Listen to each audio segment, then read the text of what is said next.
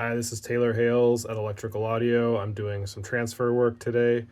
Let's talk about the biggest bummer that there is in the tape transfer world. Let's talk about adhesion syndrome.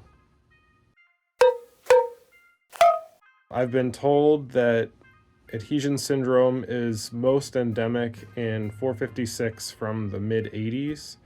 I've seen it quite a bit on 456 around this time, mid-80s through the early 90s.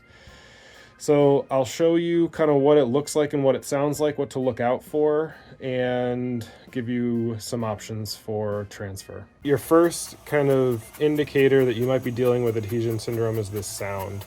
So let me get the camera on my phone a little closer and you can hear this kind of like tearing sound.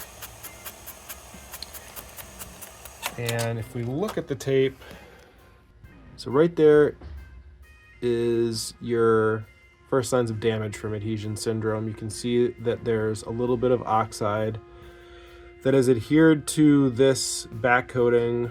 So the oxide layer that was pressed up against this back coating has adhered to it, and when they're separated, these little flakes of oxide stuck to the back coating rather than going back to their home on the oxide side. Okay, we're at the head of the tape where the pack tension is highest, and so the effects of the adhesion syndrome are going to be the worst.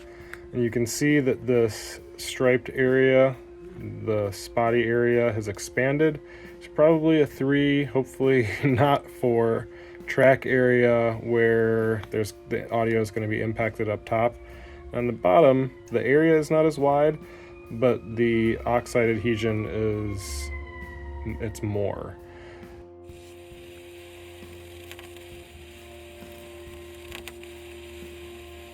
Baking tapes with adhesion syndrome will not resolve the problems that you face with these tapes. Baking won't make it worse, so you're not going to create more adhesion by baking for longer. It just won't improve things.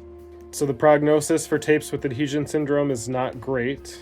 There is basically one service, which is Iron Mountain, who has developed a process that can recover tapes with adhesion syndrome. As we saw, the damage is often limited to the top part of the tape. In rock band sessions, those top tracks are often recorded with drum tracks, and I will show you a workaround that I use sometimes to get usable audio off of tapes that have drum tracks on that impacted area. So that'll be a separate video. Stay tuned.